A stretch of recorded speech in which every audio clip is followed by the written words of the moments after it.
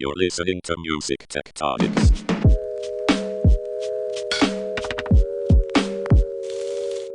Welcome back to Music Tectonics, where we go beneath the surface of music and tech. I'm your host, Dmitri. I'm also the founder and CEO of Rock, Paper, Scissors. We are a PR firm that specializes in music and technology. And we're coming back to a little mini-series we've been doing on Music Tectonics about remote collaboration. Ever since the COVID-19 lockdown, that was something that we just wanted to dig into and see what use cases were emerging and also what kind of options and platforms there are. So I'm really excited today. I have with me the CEO of JamKazam, David Wilson. David, how are you doing? Great, Dmitri, and thanks for having me. Yeah, and so you're calling in from warm Austin, Texas, where you're based. Is that right? Indeed, it's blazing here today. All right. Well, it's great to have you. We'll try to get through this in the coolest fashion we can. So anyone who doesn't know, JamKazam is an online collaboration platform that lets musicians play together live from different locations at the same time. It can be used for jam sessions, live performances to audiences, meeting up with like-minded musicians for collaboration, and music lessons. It uses both video and audio. And you guys have a desktop app, some interface hardware, and a community platform. You can tell us more about it. But before we go into detail, am I missing anything at the high level? Did I nail it pretty well? You really did. I think, one thing to note is we do have a specialized piece of interface hardware, but almost everyone on the system plays with just industry standard stuff that they already have. And I think the other thing I would mention is it's also used quite a bit for multi-track recording. And we have also one other kind of a distinct product within the portfolio that's called Jam Tracks. And that's a catalog of about 4,000 popular songs that are recorded and made available as multi-tracks. And that lets you easily play along with your favorite bands and songs as well. Gotcha. Cool. That makes sense. So I heard about JamKazam when I was starting to do these interviews on the podcast, because I was just looking at, social media and researching. And whenever somebody said, well, what do you do if you want to jam like in real time remotely through live stream? What do you do about the latency issue? What's the best platform for that? And JamKazam kept coming up. So it seems like jamming and collaborating in real time is kind of a popular use case for JamKazam. Is that correct? Most definitely. That's like the most popular thing people do on the platform? I would say it is. Even prior to COVID happening, that was kind of the core use case that we built it for in the first place, and so it's very heavily used for that.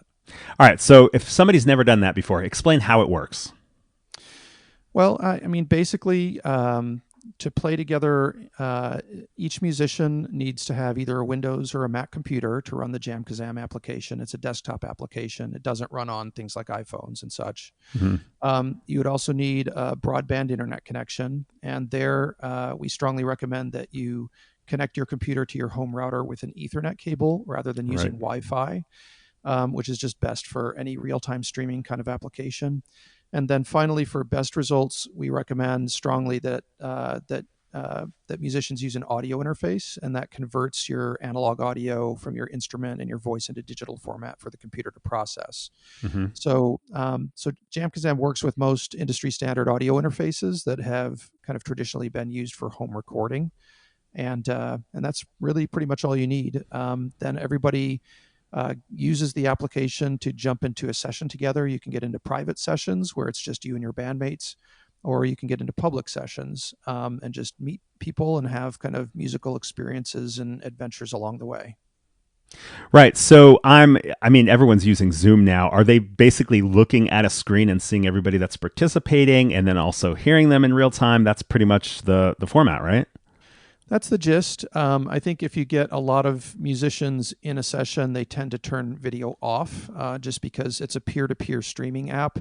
And if you're streaming too much video, it can interfere with the audio. And really, while there's visual cues when playing music and things, pretty much people are playing just by ear on the app. So the video portion is nice just because it feels more social. And also, if you're going to live broadcast yourself to an audience, you definitely want to be using video. Gotcha. Okay. So I like what you said about the Ethernet cable because it seems like we've been sold on the myth that Wi-Fi is so fast now you don't even need Ethernet. And now that everybody's doing video conferencing, video takes a lot of bandwidth. It really does make a difference if you plug in your Ethernet cable to your router instead of just relying on even the fastest Wi-Fi routers. And I'm actually curious. People are so excited about the coming of 5G, and I'm curious if it's a similar thing where, yeah, it's definitely better than 4G, like a lot better. But for some of these emerging use cases, it's still, tough to see how this is going to work across multiple cell phone towers and satellites and oceans and all this thing. These things take time to travel. So, but it does raise the question for me that I've been so curious about JamKazam, and really the main reason that I wanted to interview David is, what do you do about latency when you're? I mean, collaboration is the metronome basis of, or at least being in the same time as who you're collaborating with, and you have this. You always have some sort of latency. How does that work on JamKazam, and why is it? Why are you more successful than some of the other platforms for doing this? Well, that's a good question, and latency definitely is tough, and the combination of reducing latency sufficiently and keeping audio quality high is really the rub. So, people have been trying to hammer at this problem since, I think the first thing I'm aware of was Rocket Network, back literally in the 90s, which I can't believe, somebody tried to solve for this in the 90s, but because the enabling technologies just weren't there, and frankly, even where we hit it, a few years ago, we were early, and I think, things are just kind of catching up to it now. But in terms of getting latency down, you can, just to make it kind of simple, music travels when you're sitting together in a room. Music travels about 1 foot in a millisecond. So if you are, say, sitting, 25 or 20 feet away from somebody in a room and playing music together, that would give you an experience with about 20 to 25 milliseconds of latency. And if you want to know what that feels like, that's one way to achieve that. Just sit about that far apart and play together, right? And so, JamKazam is really just kind of playing an arbitrage game on the fact that the backbone of the internet moves at, something closer to the speed of light, which is about 100 miles in a millisecond instead of 1 foot. And so while it seems surreal that it could even work, it can work. What we've done to date is really focus on the two endpoints of the experience and take audio processing latency through a combination of software and hardware innovations, and take that down as low as we can drive that. And then ultimately the internet connection between you, where the audio actually transits the internet itself, we've used traditionally just simple peer-to-peer streaming, and so you kind of get what you get. And so there your mileage varies, and some bands can play together, just incredibly tight sessions. And then others, it's just the latency is too much and it just doesn't work well. So it depends on a combination of physical distance, but not just physical distance, but also the route path of the internet itself that you happen to get from each musician to the other musician in a session. So if you really want to take the whole problem and solve it in the biggest possible way, you really have to get both of the endpoints, kind of all the endpoints of each connection, and go get at the internet transit and that latency itself in the middle. So I was curious, is there some sort of tempo keeper that somehow is able to travel with less latency and then get delivered in real time to both sides of it? But that's not how it works, really. It's really more about just feeling the swing and going with it. It is. Our goal and the way we've been going at this since the beginning is just that you can play by ear as if you're sitting in the same room. We did build an interesting feature, and it's something that was a nice innovation into the product called the distributed metronome. And that does help when there's higher latency, because it basically will sync the clocks on all the computers in the session to kind of a universal clock, and then play a click back to everybody, in the session, so that if you're playing to that click, you're playing in sync. But still, if people don't sound in sync, it just falls apart. It won't work. Yeah, because you can't listen to the metronome and your collaborator at the same time and know where you are. Correct. And so ultimately, we found if you can keep total latency in the session under 20 milliseconds, people can play just about anything. If you get kind of in the 20 to 30 kind of millisecond range, it's still, it's still really good. If you get between 30 and 40, it's okay, kind of manageable. And if you get over 40, I think the wheels start really coming off pretty quickly. We've seen bands play with higher latency. Like we hosted a JamKazam music festival about 3 weeks ago now, and had 8 bands play 30-minute sets together in that festival. And the band that was in Detroit, I remember, their latency to each other was 40 to 45 milliseconds. So it was really pushing the high end. And you can look at that. You can watch that video because it was DVR'd on YouTube, and it's still up on our JamKazam channel. And you can see, like, you're still able to play together, but it will, like, you wouldn't want to play something super high tempo, Right. Yeah, I could see maybe an ambient group would do really well without without wearing relevance. Yeah, it's funny. So what other use cases are most common for JamKazam? I know there's talk on the website about music lessons. You mentioned performing live. There's also talk on the website about actually finding other bandmates. Which of those comes next after just collaboration and jamming? Well, I'd say music lessons have been coming on really strongly lately, and that's been driven by COVID. As social distancing has been pretty much required. Trying to do music lessons for anybody who's tried to do that on Zoom or Skype is really painful. The audio quality is just not there, and teacher and student cannot play together at all. You cannot play in sync on those services. So that's been coming on pretty strong, and then. Live broadcasting, I think, has come on pretty strong too lately.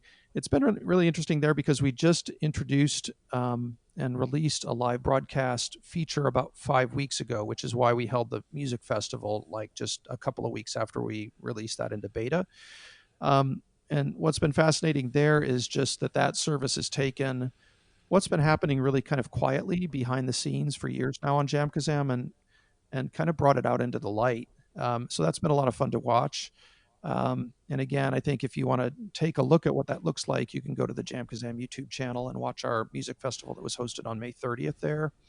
And really, I'd suggest going to about the 1 hour and 35-minute mark. There's a prog rock band that was really technical. They're from the New York, New Jersey area. And if you watch them play, you can get a real sense of, the live sync and what's possible in these sessions. It was pretty amazing. And what distinguishes JamKazam from just Zoom or some regular webinar product for like an actual performance of a live stream? Tons of things, honestly, and kind of too numerous to list. But I would boil it down in this sense: like, it's not like. First of all, Zoom's a brilliant product and it's really well engineered, but it was designed to let people talk with each other, right? And as people who are listening to this podcast would notice, you and I aren't talking at the same time, right? At least not intentionally. And if we do, it makes a mess of things. Good point. So it's asynchronous, even though it's synchronous. Correct. And so there are features built in to enable that. And when I'm talking, typically those things will, dial the other person back and kind of mute them back. So, and there's, echo cancellation, and there's all kinds of things that are positive features in those products that will completely just destroy a music session. So latency is vastly higher, like not a little bit higher, massively higher on those services. And that's okay because it doesn't disrupt, this kind of a podcast interaction. Right. But it totally won't work for music. The audio, they typically use, voice codecs rather than music, audio kinds of codecs. The JamKazam, the whole application was architected and designed and built from the ground up for music. And so we optimized for latency and audio quality everywhere throughout the entire pipeline. And then there's even there's a zillion features that you need if you're going to play music. Like, you need a mixer, and really everybody needs a personal mixer so that you can take everybody else's voice and instrument and take it up or down wherever you need it to kind of get the right mix for you. These are things that you just really don't do, on something like Zoom. A lot more audio features than Zoom. A ton, yeah. Yeah, makes sense. Before we move on, how is JamKazam optimized for music lessons? How does that work? So most of the people teaching lessons on JamKazam today actually just get on and set up a private session and invite their student in and use it like anybody else would, right? Right. So it's the same as if somebody was jamming, except it's a teacher and a student. That's correct. Hmm. And they can share things like, sheet music or something if you wanted to give some, guitar tabs, or, if you're teaching keys, if you wanted to provide some actual sheet music or something to your student, you could. You can open backing tracks and have your student kind of play along with those. You can do all kinds of stuff like that. So there's a lot of things that just make sense, from the general nature of the product that support that. We also built a services marketplace for music lessons, but haven't really pushed that. So we're kind of sitting on that because to be blunt, we're trying to figure out what the best way is to approach the music lesson marketplace. And there's different segments that have very different requirements, and we're kind of eyeballing that and trying to figure out what to do with it. There's K to That makes 12, there's sense. adult lessons, there's universities. It's complicated. It's a huge market, but it's definitely complicated. So you mentioned this briefly, but how have things been since the COVID-19 lockdown hit? What have you seen that's changed, and how's it different from pre-COVID? I think COVID really, we had a bunch of folks just playing on this thing forever. COVID really just kind of amplified that. It amplified the pain, right? And thus it also, I think, amplified the interest and the motivation for more musicians to try this. I think, uh, you know, we think this is really cool, and a bunch of our, kind of core community has thought it's really cool for a while. But like all things, it's very different, right? It's new and it's different, and behavioral change, getting people to try doing something a new way, is just never easy. And we've never really had a marketing budget to try to let people know about it and try to encourage them to come in and give it a try. So, COVID has been awful and is awful in almost every way.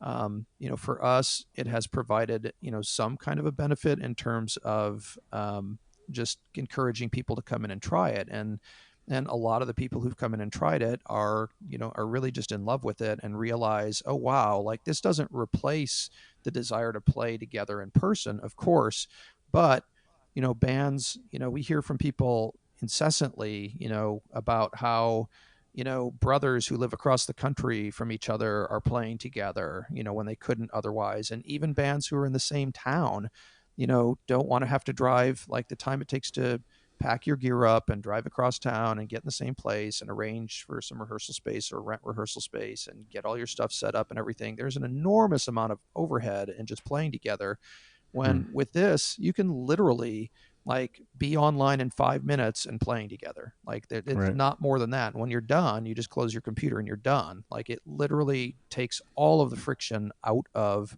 the process of doing it, as long as your latency is low enough. Right. Right. Yeah. I mean, we've talked on this podcast about how there are new habits being formed right now, that there wasn't enough pain to even try certain things before, and now people have tried them. That even once we're hopefully at some point here free to move about and interact with people in person without distance and sometimes masks, that we still might do some stuff from these new habits we've picked up. So I'm sure that would be helpful for JamKazam. But I'm curious, like, are you talking about like a mild increase in interest or a skyrocketed increase in JamKazam since the lockdown? I'm talking like 100x, like Yeah, literally. that's what I thought. Yeah. You sounded so calm. Maybe I'm not talking to you right when that happened, which was probably a month or two ago, but you sound so calm for somebody who's running a company that all of a sudden had 100 times more users. Yeah. I'm calm, but just by nature. So Yeah. I've been an entrepreneur for a long time, and been through a lot of stuff. So we're definitely excited about it, and it's great to see, and it's great to hear all the stories from everybody who is getting so much you know joy really out of the Hmm. service, and hearing all of that is hugely motivating to us to keep working even harder at it. Cool. What's the business model for JamKazam? It's multifaceted. I think one of the things that we've been waiting on and we're finally about to do, and it coincides with a number of factors, is we'll it's been free to play kind of across the board, as much as you want, however you want, kind of forever. But we are going to institute a premium subscription service, and honestly, our community has been asking us to do that so that we can invest more in it because they want us to keep improving it and keep building it out. Strangely, our community has been running, unprovoked by us. They've been running surveys amongst themselves, asking each other, how much would you pay? Would you pay a monthly subscription, and how much would you pay? And then they're sending us the results back. It's kind of hilarious. That's pretty cool. Yeah, it is. And again, like, we have a great community, and we love our musicians, and so I think we're going to do that, and it'll be stratified. So there's a free level that continues for everybody, but there's some premium things where, including a service that we're about to come out with that really justify having a premium subscription level. So that's one part of the business model. With the broadcast of live performances that we can do. There's a revenue share model for premium ticketed events there. We're still working out the model for the music lesson and music education market. We're getting hit up right and left out there right now. So we're trying to sort that out and figure out what that model is, but there is a model there. And then, of course, like I mentioned, we have the Jam Tracks kind of digital download model where you can purchase Jam Tracks and play along with those kind of to your heart's content. Is the Jam Tracks really the only thing that's you're monetizing at this point? Yep, that historically has been the only thing, but we've had all of these other markets kind of on the drawing board for quite a long time. I think we're just finally getting to the point where it makes sense for us to kind of prop them up and pull the trigger. going. Yeah. Yeah, that makes sense. Can you share some success stories that have come out of JamKazam? Yeah, sure. So gosh, I should dig back through all of my emails to get to some of them are just amazing. I mean, people have said that we've saved their sanity. Just, if you lose the ability to play music with other people, I mean, and think about being a musician, like literally, I think I play, but I don't play well. But even, people losing access to their favorite restaurant has been traumatic for some people. I'm really traumatized by the lack of being able to go out to live music and just listen to it. And if you're a musician, the inability to play is actually a really big deal. So that's been big. In terms of live broadcast, just since we released that feature, again, about 5 weeks ago, we've had have that start to get picked up heavily. We had there's a jazz kind of a group up in Victoria, BC that put on a Mother's Day concert and just enabled tipping and generated about $600 in tips from that one performance. There's a cover band in Atlanta that we heard from that did a premium ticketed event and generated like $4,000 in ticket sales. And then we've heard from tons of the same thing over and over again, where a member of a band will move to a different city and the band would otherwise break up, but they are able to continue to play together over the platform. Again, there's a ton of them. Yeah, cool. And it sounds like, though you guys have been around for a bit, it's really starting to take off now, and you'll probably hear from more as you add more of those features and more artists find out about you and so forth. Maybe a little early to start measuring like what's the impact on the bottom line for artists right now, except for the fact that what you're saying is it's a switch that you flip. You either get to keep playing music or not, and that makes a huge difference.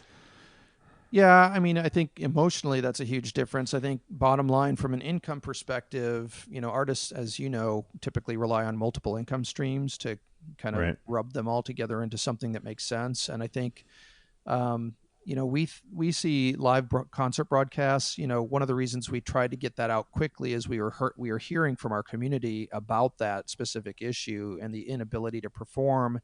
And just the inability to perform and connect with the audience, and the inability to perform and monetize, right? Because artists make most of their money from touring and merch anymore.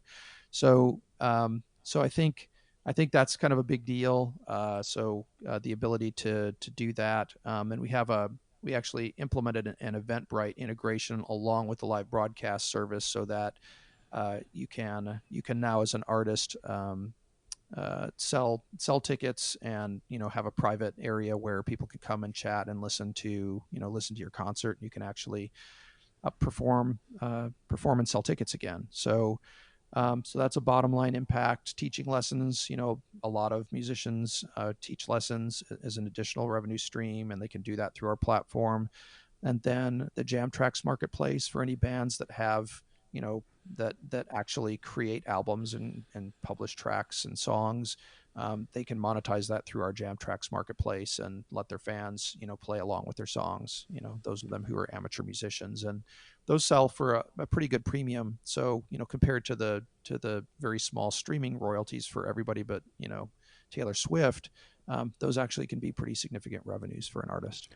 I mean, is that the level of artists that you have there that's contributing to the Jam Tracks? In terms of Taylor Swift? No. We do have songs by top artists, but when we do those, they're kind of high quality sound alikes. So, Gotcha. So, what made you start JamKazam? I know that's usually the question people ask at the beginning, but I like to start making sure that everybody has a context of what we're talking about, because otherwise, why would they care why you started it if they don't know what it is? But what made you start JamKazam? I'm really curious about how you got into this. Well, so interestingly, the last company that my co-founders and I did before this one, and my co-founders are a couple of really brilliant guys, Peter Walker and Seth Call, and we had been working on a different kind of ultra low latency streaming media business. It was in the video gaming space, and so if you've heard of like Google Stadia, for example, this was a precursor to that. And we built a company that would let you basically play video games, where the video game could be running a high-end video game like a Call of Duty or something, could be running on a computer in a data center, streaming the video and audio of that game to an endpoint device wherever you were, and streaming game control signals from your endpoint device back to that game that was executing in that data center, and make it happen so fast that it felt like the game was running on your endpoint device.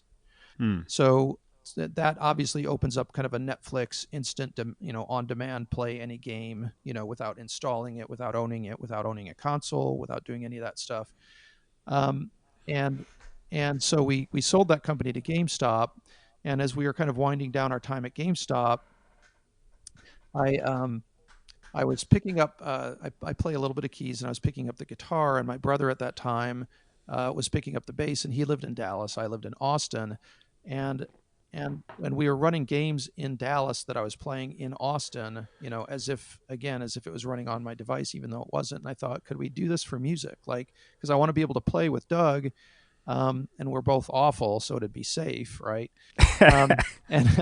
And so could we do for music what we just did for video games? And video games are fine and they're fun, but I don't really care about them that much. But music, I'm passionate about, and I care deeply about it. So the thought of being able to make it as easy to jump into a session and just play some music for a half hour with somebody, literally 5 minutes and you're up and in, instead of watching a Netflix show or something, to me, was something that could be, truly, startups talk all the time about changing the world for the better, but they usually don't really. They're usually kind of just trying to make a bunch of money. But this one felt like something that could fundamentally alter the, music as an art form in a way that would be, really wonderful. So, yeah, makes sense. Cool.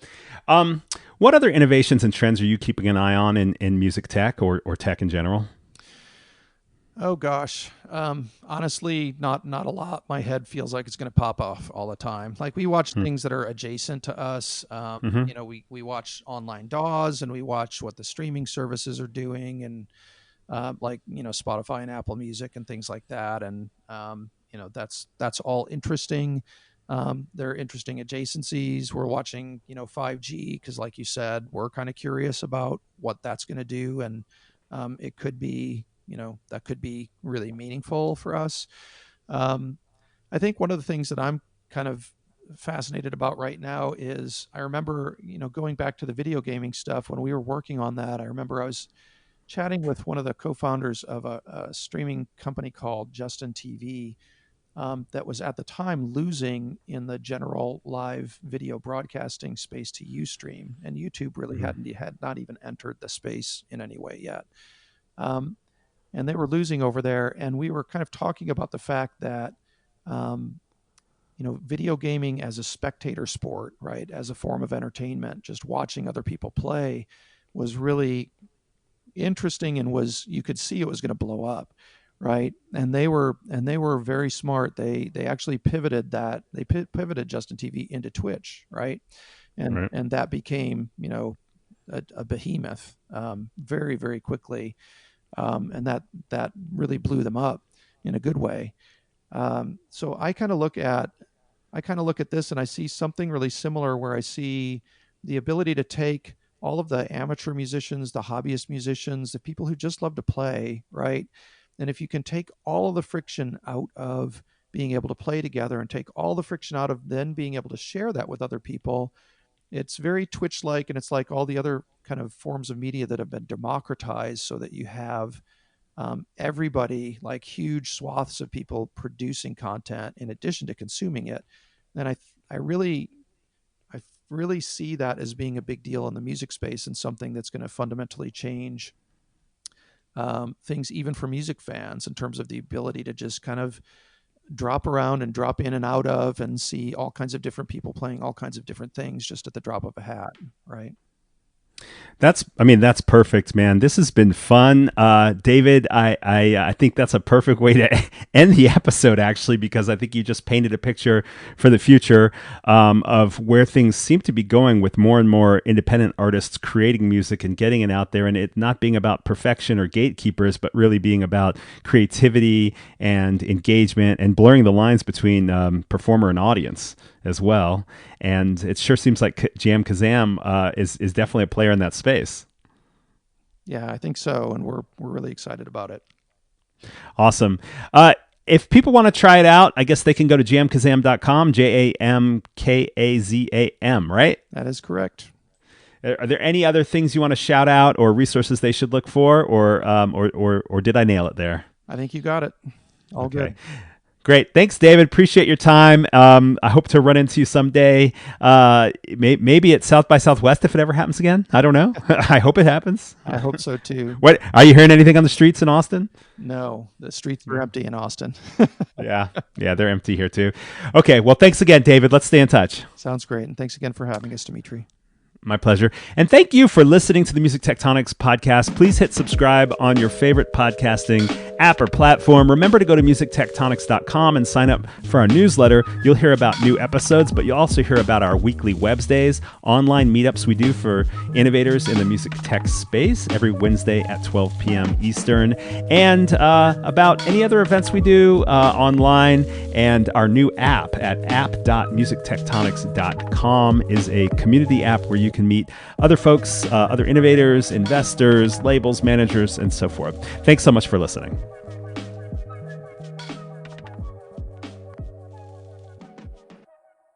You're listening to Music Tectonics.